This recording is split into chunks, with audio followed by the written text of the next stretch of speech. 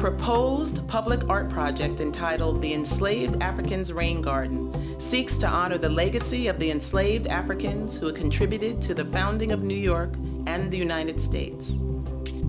Sculptor Vinnie Bagwell envisions an urban heritage garden in Yonkers, New York that will include 6 life-size bronze sculptures representing enslaved Africans who lived at Phillips Manor Hall. The Enslaved Africans Rain Garden is a growing initiative to create a urban heritage sculpture garden to honor enslaved Africans who resided at the Phillips Manor Hall in Yonkers, New York. These were among the first enslaved Africans to be freed, manumitted by law in the country. Many people think of New York as being part of the North where enslaved Africans escaped for salvation, and they don't realize that the Phillips family was one of the largest slave traders and slave holders in the country. Slavery was very much a part of New York economy. Just the discovery of the fact of slavery in the Northeast is a revelation for many.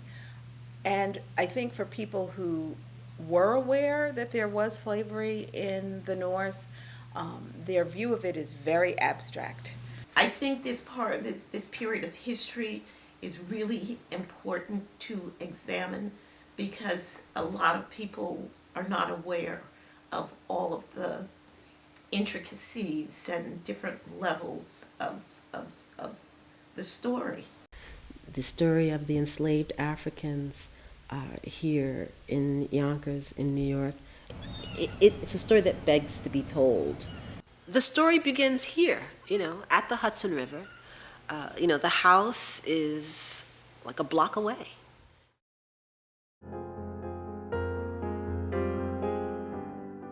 The earliest enslaved people arrived in 1625 as part of the Dutch West India Company. Their first job was to clear Manhattan's ancient forest for farms. Later, they built homes, barns, docks, and roads. The slaves in New Amsterdam did just about anything that needed doing. Again, this was because there was a shortage of labor. The colony was chronically in need of labor. So everything from clearing forests to engaging in basic agricultural tasks. They also worked in city building, street laying, paving, porter's work. They moved into assisting traders and retailers and craftsmen. They did the whole range of work and occupations that could be found in New Amsterdam. Attacks by resident Mohawk Indians meant that the enslaved men were also required to serve as soldiers in defending the settlement against raids. Through military service, some of these enslaved people gained their freedom from the Dutch West India Company. By the 1640s, the population of free Africans in New Amsterdam was growing. Also in the 1640s, William Kieft, the general director of New Amsterdam at the time, began granting freed Africans small farms just north of New Amsterdam in the area that is today Washington Square Park. Part of his rationale was to use these African-owned farms as a buffer zone between New Amsterdam and the hostile Native American tribes. It was purposeful because the Dutch were still having wars with the Native Americans because as the colony moved north, it was encroaching more and more on the Native American land. And so there were these battles. And so on one level, granting these lands, it was a safety measure to protect the lower colony from the Indian attacks so that the black landowners became the first line of attack. In 1645, 20 years after the Dutch first arrived, the settlement had moved only 900 yards north of its initial buildings. Some company officials in the Netherlands complained that New Amsterdam would be larger if it had made more use of the slave trade, which it had allowed to lapse. In 1647, when Peter Stuyvesant became the general director of New Amsterdam, he immediately revived and expanded the slave trade. Projects for which Stuyvesant used enslaved people included the building of a wooden wall near what is today's Wall Street in 1653 to keep out the Native Americans, as well as a 9-mile road to connect New Amsterdam with the second Dutch settlement, New Haarlem, in 1658. When the Dutch surrendered New Amsterdam to the British in 1664, 10% or 150 of the town's 1,500 residents were of African descent.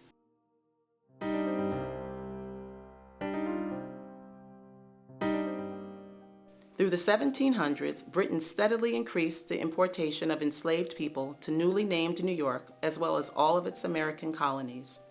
By 1771, there were roughly 21,000 people of African descent in New York City. Virtually all of them were enslaved.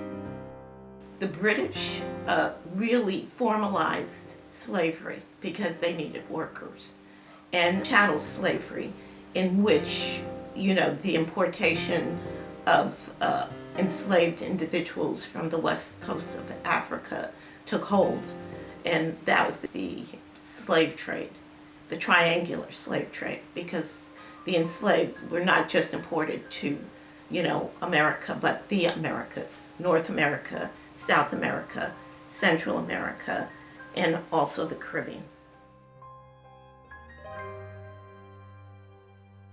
During most of the 18th century, New York City was second only to Charleston, South Carolina, in its proportion of enslaved people. Enslaved people in the New York region led harsh, short lives. Many women died by the age of 40 from a combination of poor nutrition and endless toil. Incensed by years of brutal treatment, in 1712, enslaved people in New York City started a riot and murdered 9 white citizens. In retaliation, 23 enslaved Africans were executed, and the freedom of movement of all enslaved people was greatly curtailed. People are not educated to the fact that from the beginning, from the earliest times when slavery was established, there were rebellions. There were people who were constantly trying to, become free. Later in 1741, a group of enslaved people, as well as a few poor white collaborators, were accused of starting fires as part of a planned uprising. More than 30 people were executed. They executed some, they deported others, they tortured others. It was a massive, massive incident that, really was meant to terrify anybody who thought about revolution. The suspected uprising of 1741 and its aftermath illustrated that enslaved African Americans and poor white Americans fraternized with each other. Slavery was fundamentally an economic system. It was a form of labor. Not only in New York, but in other parts of the South, there were instances where working class whites and slaves had a natural affinity towards each other because of their economic condition, because of where they lived, the kinds of work that they did, and their few opportunities for socializing. They found themselves in the same places. They intermarried. That did take place, and of course, that would be threatening to the powers that be, because the slave population combined with the working class population in many instances was the majority of the population. So if they got together with a common complaint, that threatened to undermine the position of the authorities and to upend the whole social order.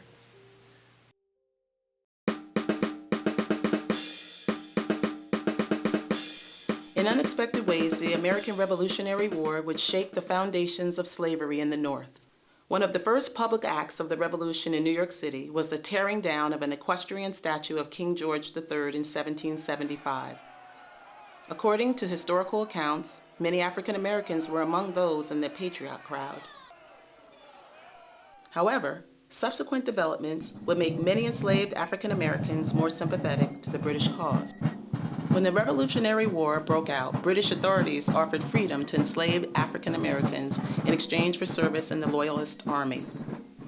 This offer was only extended to enslaved people indentured to those in rebellion. The slaves of Loyalists could not earn their freedom through military service. George Washington was not allowed to do that. They were trying to hold on to the enslaved population as workers, and that the Southern plantation owners absolutely did not want George Washington to give freedom to any enslaved black who fought. When the British took control of New York City, many African Americans from their surrounding areas fled and took refuge in Manhattan as a haven of freedom.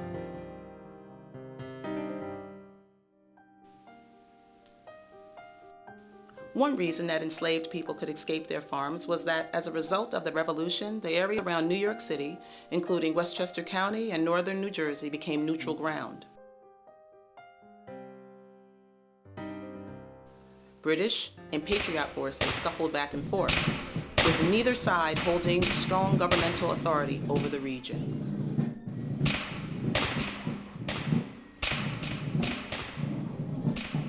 Many African Americans did serve in the Continental Army in the hope that they would gain their freedom after the war. At the culmination of the war, many of the African Americans who had been on the British side feared being re-enslaved, as well as the retaliation that would come from their former Patriot masters. True to their word, the British offered these African American loyalists safe passage out of New York City to Nova Scotia and Jamaica. By November 25, 1783, the day the British evacuated, more than 3,000 African Americans had gained safe passage out of New York City.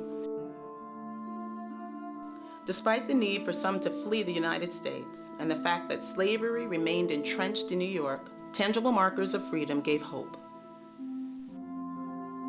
As a result of the Revolution, the state of New York confiscated all Loyalist property and freed all slaves of former Loyalists.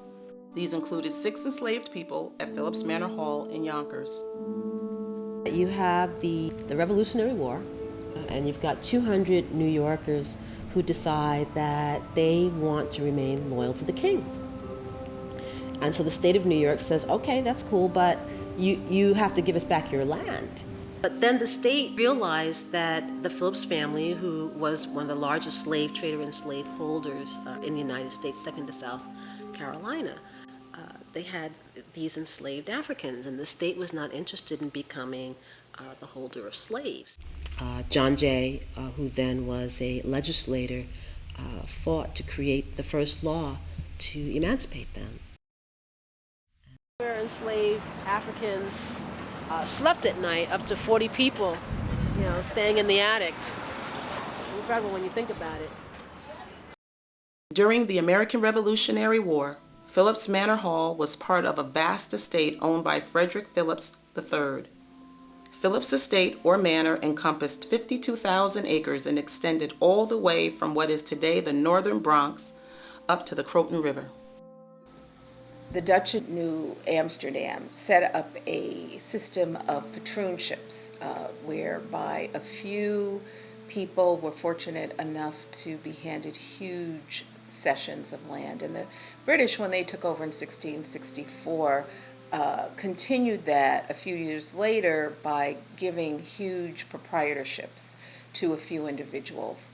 So that once these proprietorships began to move towards agricultural production, particularly outfitting the West Indies plantations with food, livestock, the Hudson Valley estates employed a considerable number of slaves as agricultural laborers, so that in the whole history of colonial slavery, outside of the South, the Chesapeake, and the emerging Deep South, the Hudson Valley was one of the most slave-inhabited areas of the colonies. Recognizing that 6 enslaved people at Phillips Manor Hall were among the first to be legally freed in New York State, Ms. Bagwell has referred to this location as an island of freedom that was established 76 years before the Emancipation Proclamation.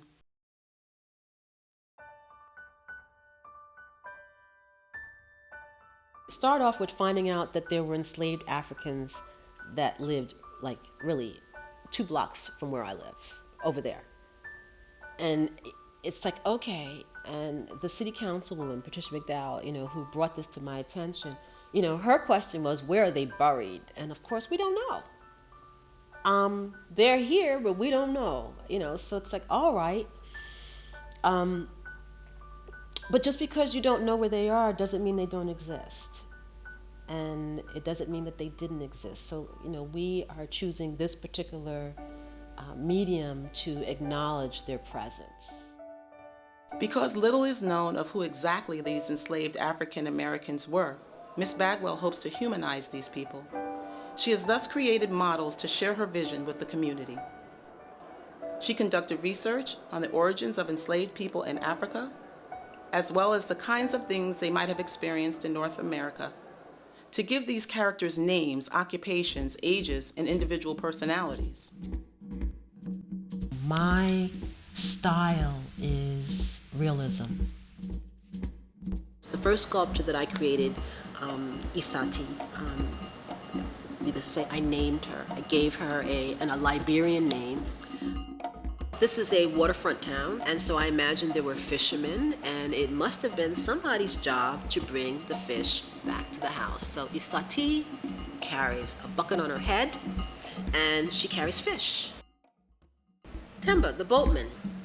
Themba is a Zulu name, and again, trying to use different names from different cultures. Zulu is South African. So Themba is standing on a pedestal that is a map of the world, and it shows you the slave routes. On the back of Themba, there is people escaping on the river, and I'm imagining that maybe by day he was a boatman, but maybe by night, because he knew the river, he might help people escape to freedom. And so there's a relief sculpture on the back that kind of tells that aspect of the narrative. I am trying to convey spirit. I work on that, and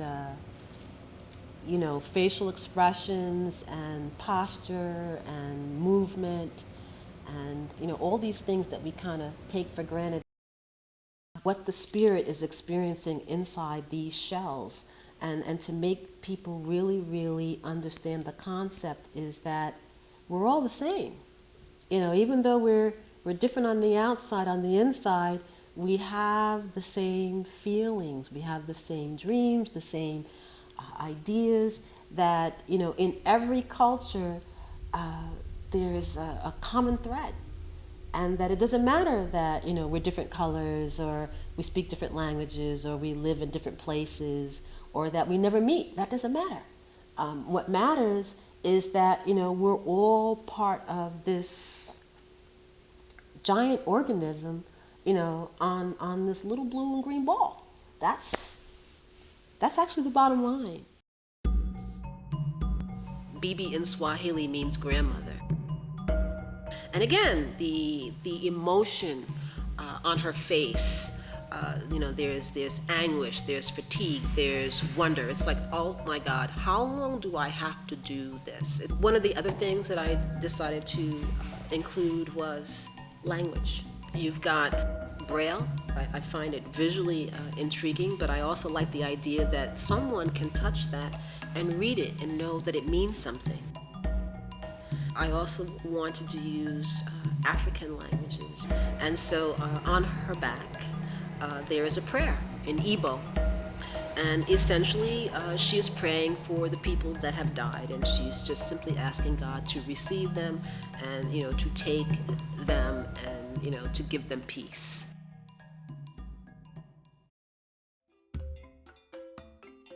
And then there are the children, Yoruba names. The girl is Shola. Her full name is Olu Shola, which means God may grace.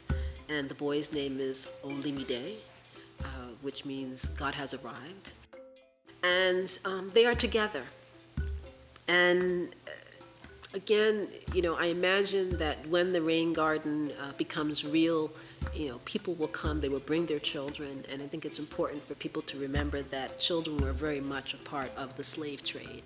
So you have these two children, they are not happy, they are together, they are not necessarily related, they are simply experiencing the same thing at the same time.